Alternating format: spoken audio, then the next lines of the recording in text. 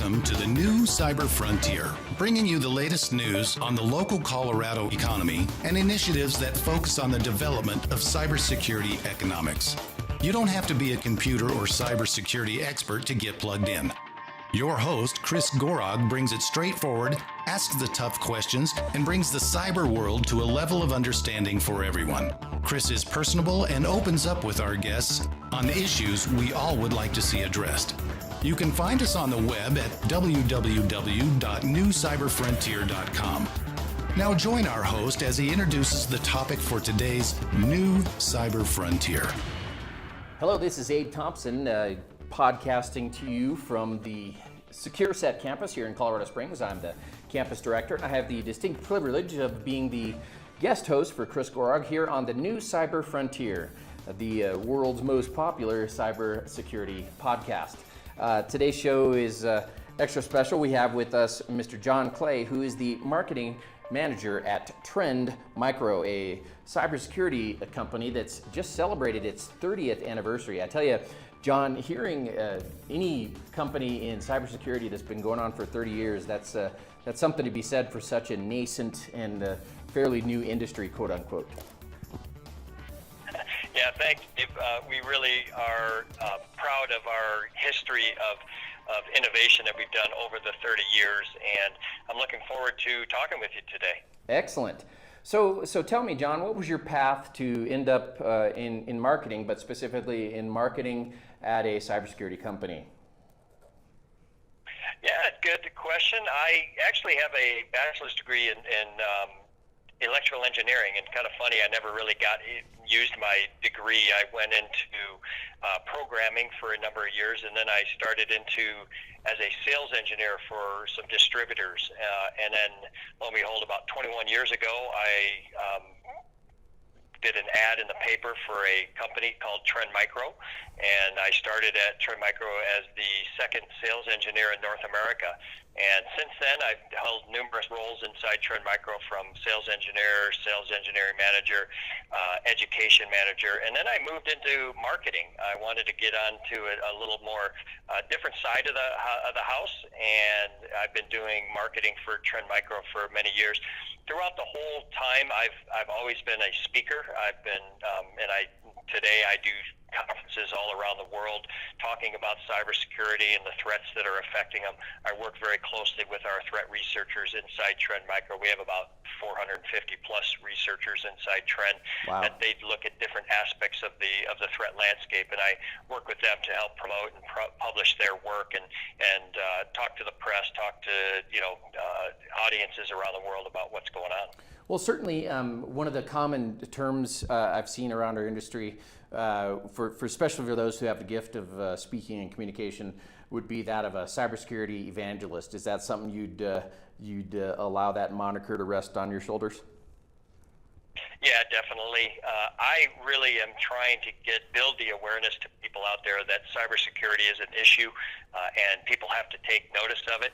If you think about it today, business is cyber and cyber is business. Hear, hear. So cyber now is very entrenched inside an organization, and all organizations out there around the world are having to deal with using new devices. The IoT phenomenon, IIoT, industrial IoT is coming on board, Industry 4.0. Everything is being connected today. And as such, the cyber criminals, the threat actors out there are seeing a much bigger attack surface. They're seeing more victims that they can take advantage of. And so the need for cybersecurity is bigger today than ever have been before. And we certainly have to be as agile as they are in recognizing that attack surface. As an educator here in cybersecurity at SecureSet, we train folks in sort of a boot camp model to get them ready for entry-level positions in cybersecurity. You mentioned something in terms of your background and your path to having once been the education manager at Trend Micro. Can you talk about that position, some of the challenges and successes there? Yeah, we're going to have a challenge in the next couple of years just because there's not enough people to deal with cybersecurity. And what we were trying to do back in the day, this is probably 10 years ago at Trend Micro, it was really more educating our customers about our products. So I built a team of educators that went out and either did classroom-based training on our products, or we had, at the time, we started to get into e-learning modules, and so we had a whole e-learning program set up. We had online instructors that would take students through installing our products, working with our products, administering our products, et cetera. So it was very helpful. We continue to do that today. We think education is big. The area that we have been really promoting a lot about is educating the end users about the different types of threats that are affecting them, especially like phishing and spear phishing. So you're seeing today a lot of organizations doing using applications that can actually test and run a spear phishing campaign against their employees, and then it will pop up a message explaining, hey, you shouldn't have clicked on this because of these reasons. So trying to help educate the end users on why this threat could have targeted them. And so that's huge. And I think it's good to hear that your organization is starting to build better curriculums around cybersecurity. We need more people in that space. For me personally, and I think a lot of people who are in cybersecurity today all learned it outside of the classroom, right? There was no classroom teaching us cybersecurity back in the day. Definitely. So, that it's been a challenge. And I think a lot of people, and the good news is as students that are out there, you may be in a different discipline. It doesn't really matter if you have an excitement about technology, excitement about security. You can get into the field and just adopt it. It's really just takes some initiative. Well, that's clearly a riveting approach, and we'll get back into that in just a moment after we spend some time with our sponsor. We'll be right back with the rest of today's show right after these brief messages from our sponsors. Cyber Resilience Institute helps build strong cyber communities designed to prevent members from attack. Like building a neighborhood watch, it takes coordination and a sharing community to protect our identities and valuables in the virtual world. Typically, we hear that organizations know they need to do something to protect their cyber assets, but don't know where to begin. Let Cyber Resilience Institute help your community create an action plan. Cyber Resilience Institute will build your community or business marketplace so that it is designed to support a collective cyber defense. Contact them for more information at cyberresilienceinstitute.org.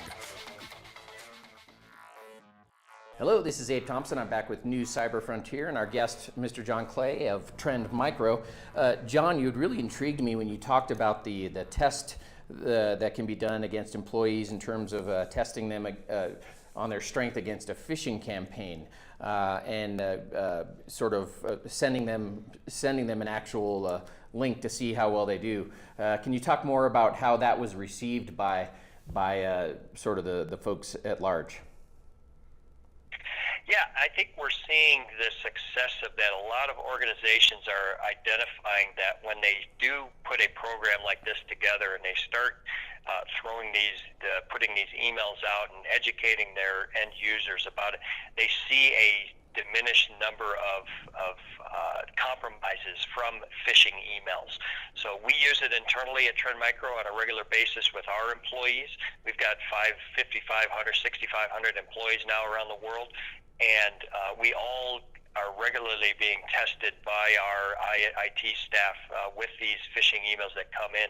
And again, it's an education process. So if I can identify a phishing email and I don't click on it, I get a good score. If I do click on it, perhaps, whether it's an attachment or an embedded URL, and I open the email, I will get a little pop-up that explains to me why I shouldn't have. Maybe a link to a video that explains, this is what phishing is, this is what usually you're going to see, how you're going to see it come in, who's it going to be addressed to, et cetera. So I think a lot of organizations are starting to look at educating their end users in cybersecurity, on security, is really showing a benefit for them, because if you think about it, the threat actors today predominantly will target the employee because it's the easiest way into an organization to compromise their network. Sure. Once they get compromised, then they will laterally move to the more valuable areas of the network, like the data center, where all the valuable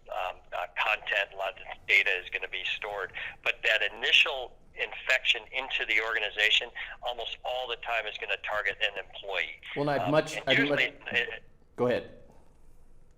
No, I say, and usually it's not going to be the tech savvy, the security savvy people. It's going to be people in the shipping and receiving business area of the business, right? You see a lot of turnover there, and maybe your cybersecurity program inside your organization doesn't constantly educate them new employees as much as you should be. So they're going to target those employees that are very that just don't have a good knowledge of technology or not a knowledge of cybersecurity.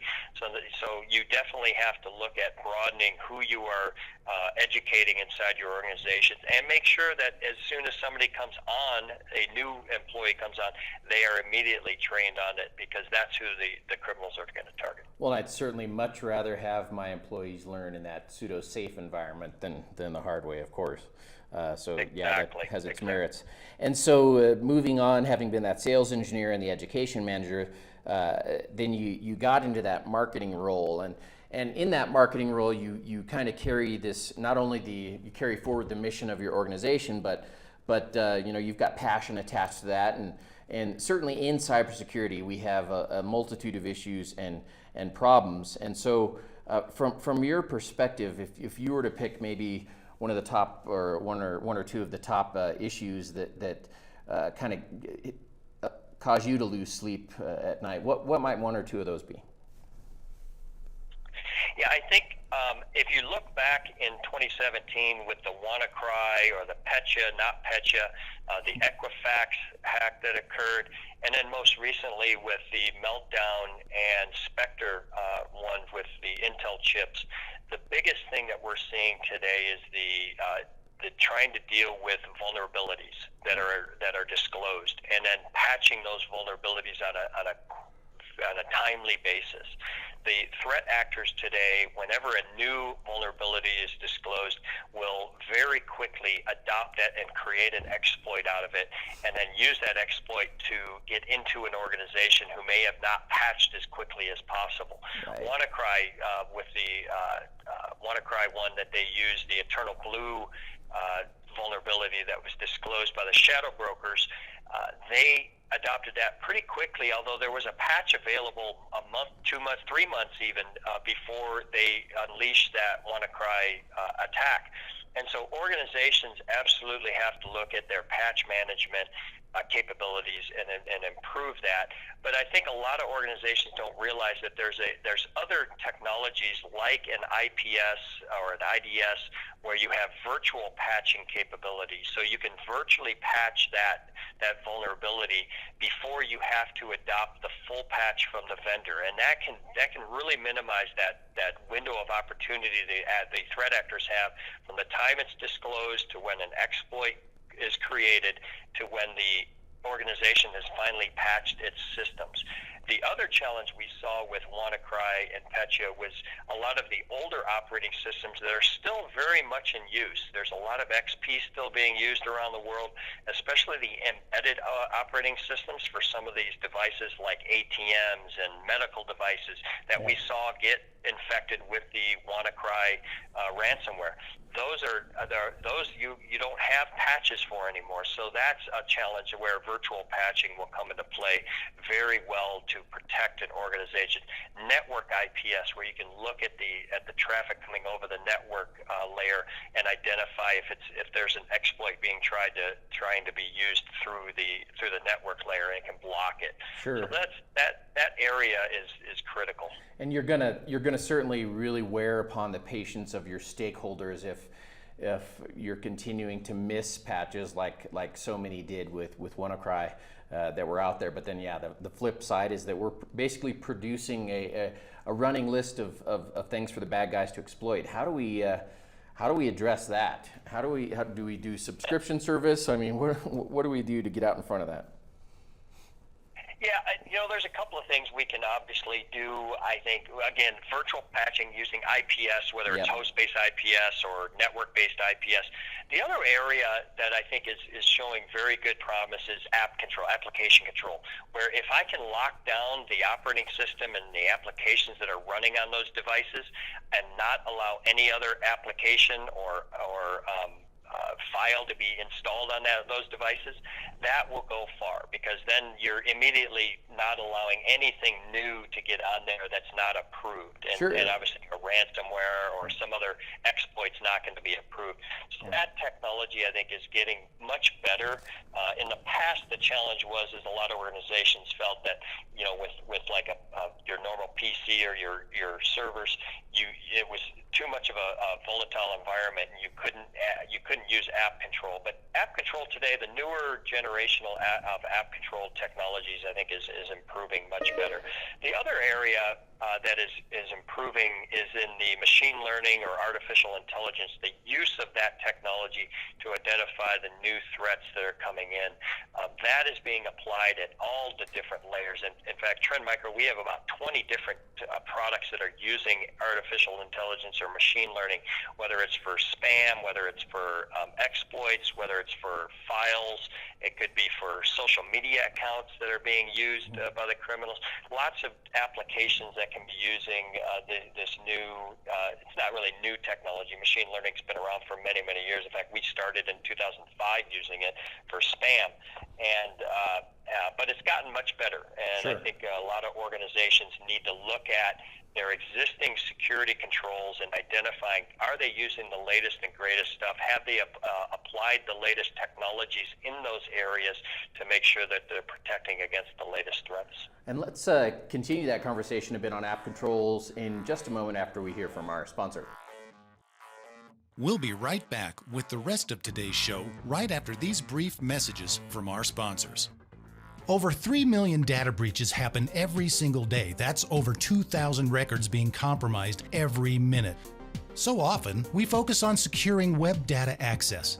But what if the attackers are already inside, having gained direct access to your storage through data management software? When it comes to communications that go directly into your storage devices, make SNIA your first line of protection. SNIA's conformance testing limits outdated communications that are known to be used by attackers. It works continuously behind the background to make sure your storage is protected. To find out if your data is truly secure, visit our website at www.snia.org/cybertest. Hello, this is Abe Thompson back with New Cyber Frontier, podcasting from the SecureSec campus here in Colorado Springs. Our guest today is John Clay from Trend Micro. John, we were just talking about sort of some things that can be implemented to mitigate the constant scourge of vulnerabilities, and you talked about application control technology improving. And in reality, even today, the basic principle of application control is available through technologies that already exist on a lot of systems. Correct? Yeah, it certainly does. I mean, you can lock down the system, you can lock down controls. I think a lot of administrators need to look at, do all of my employees need administrative control on their systems? Right. Most don't, right? So there's looking at ways that you can lock organization or lock the criminals out of these systems in a much better fashion. Right. Credential stealing is a big piece of the toolkit within the threat actor community. So they want to steal credentials, especially of your administrators. So, looking at two-factor authentication capabilities, looking at other technologies that are out there to protect.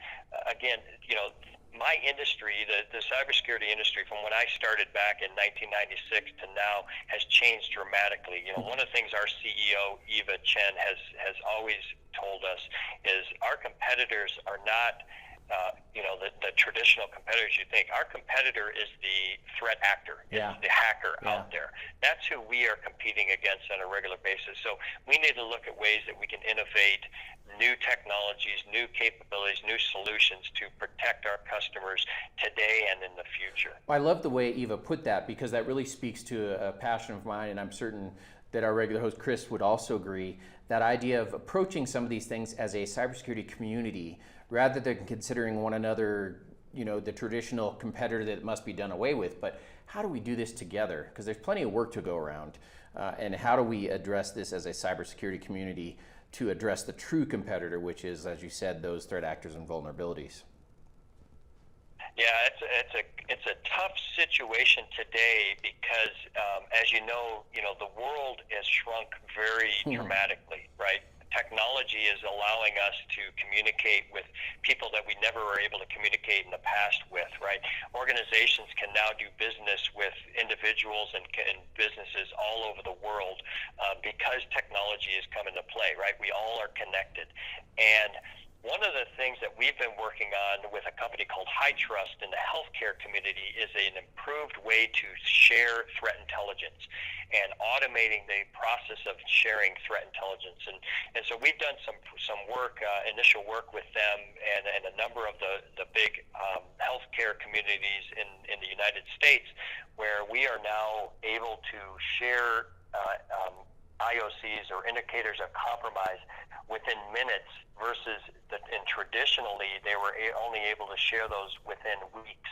So we've cut that time down of sharing an IOC with the other community members in the healthcare community very dramatically, and it's allowed them to actually look at threats that are affecting the healthcare industry alone, right? So you have threats because the threat actors aren't going to be indiscriminate. They're going to be very discriminate. They're going to look at how can I target this healthcare organization, not how can I target this entire organization, industry. Right. So the threats today are very isolated and targeted, and so you need to have intelligence coming from those industries, within those industries, and even inside the industry. You may have a different attack going against a hospital versus a doctor's office, for example.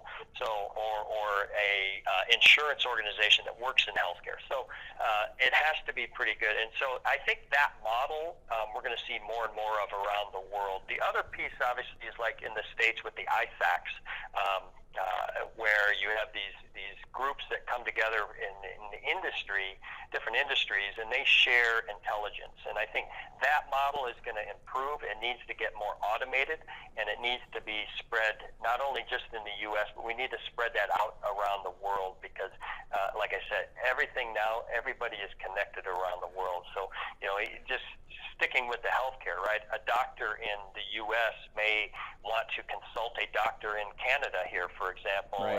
Where I'm at today. I'm in Vancouver, and they'll be able to communicate very quickly. But there might be some challenges because it's between two different countries. We need to solve that problem as well. Sure, and what you speak about is certainly something that has a great history from my background in military and in intelligence.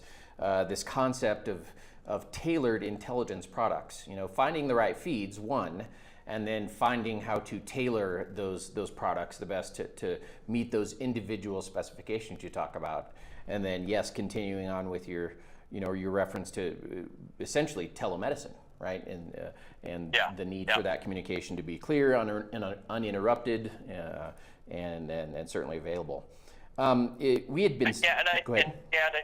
I think one of the big challenges in the area that you're starting to see improve, especially around with artificial intelligence and machine learning, is if you think about today, a very large organization is going to have thousands and thousands of alerts coming from their different technologies, security products that they've got implemented. Right. And they don't know which one is critical, which one is not critical, right? So you're starting to see that coming into play as well. So being able to deliver an alert, but also deliver context about the alert. Is this alert a critical issue inside my network, or is it just some noise that came from a script kiddie who's trying to target just for fun our organization, right? Well, versus maybe a nation state actor who is targeting us. You need to be able to differentiate that risk level.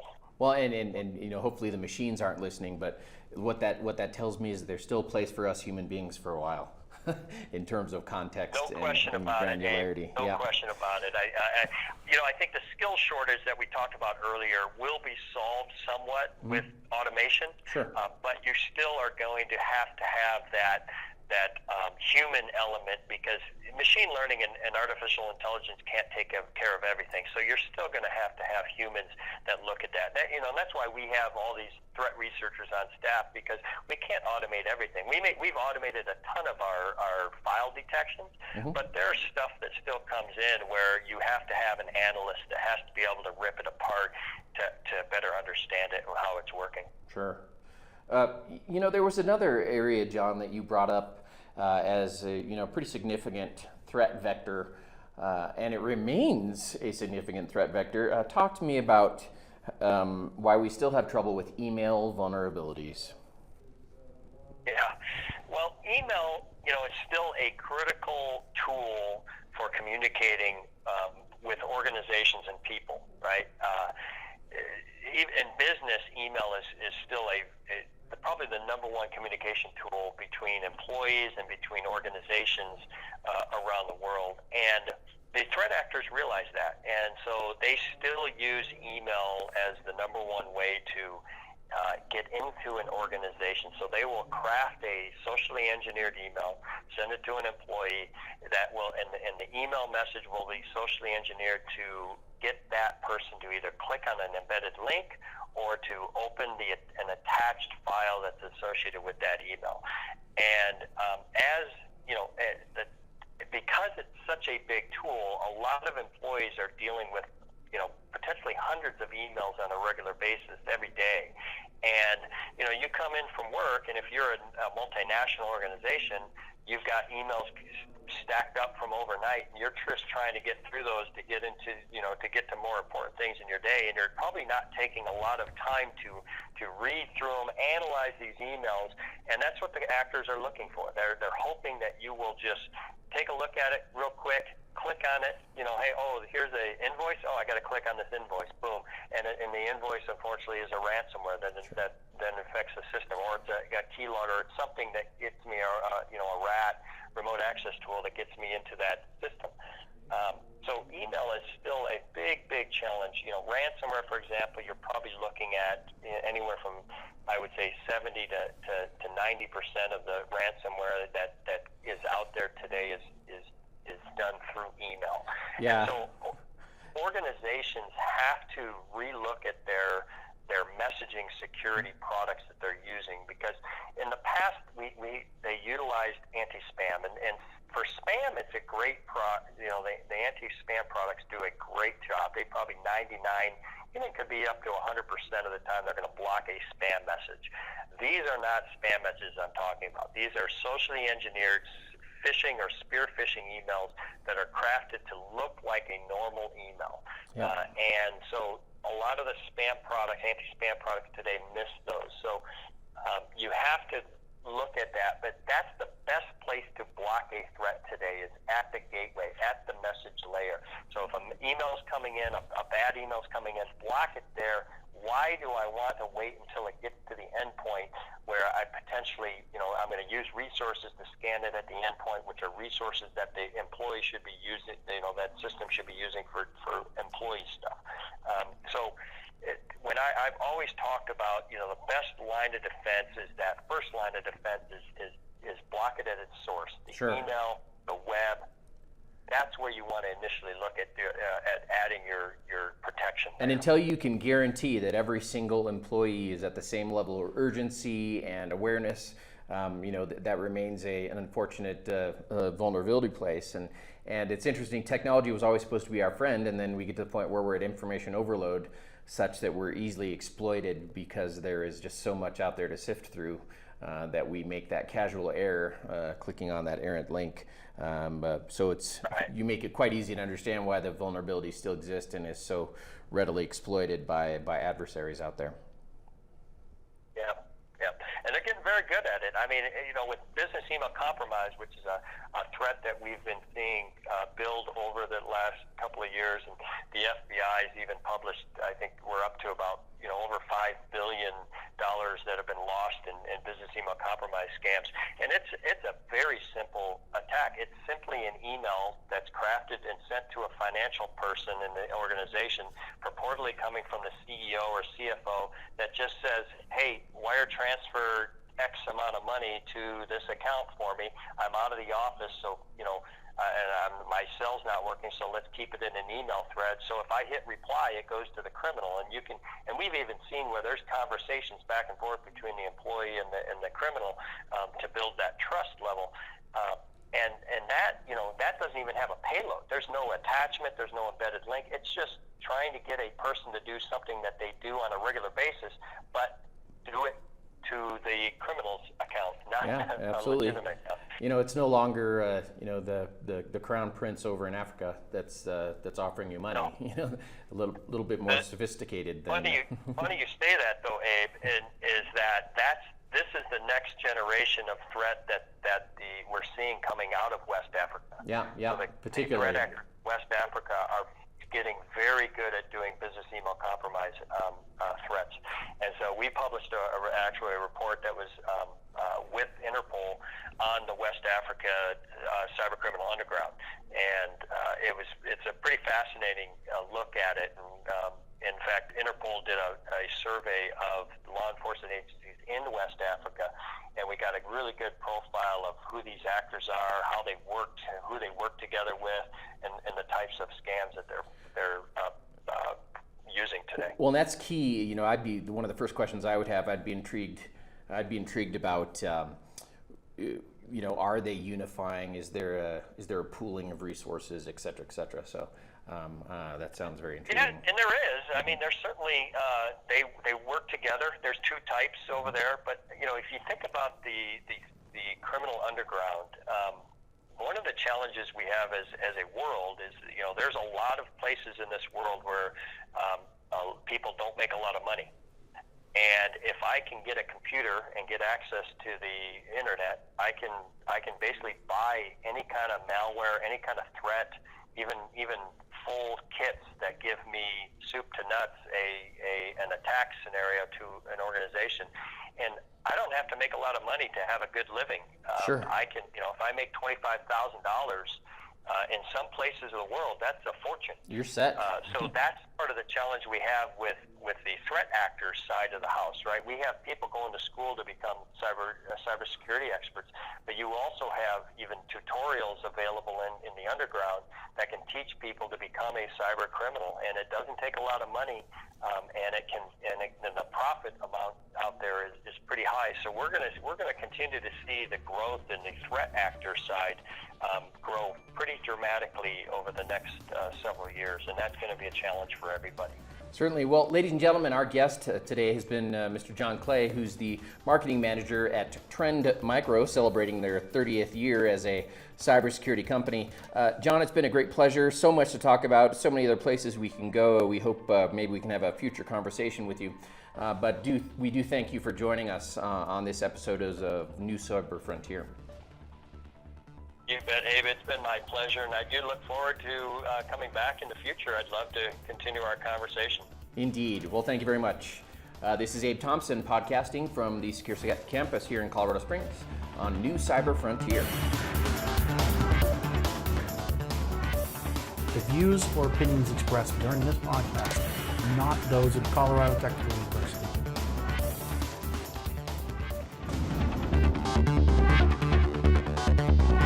We hope you have enjoyed this episode of New Cyber Frontier. Remember to get involved.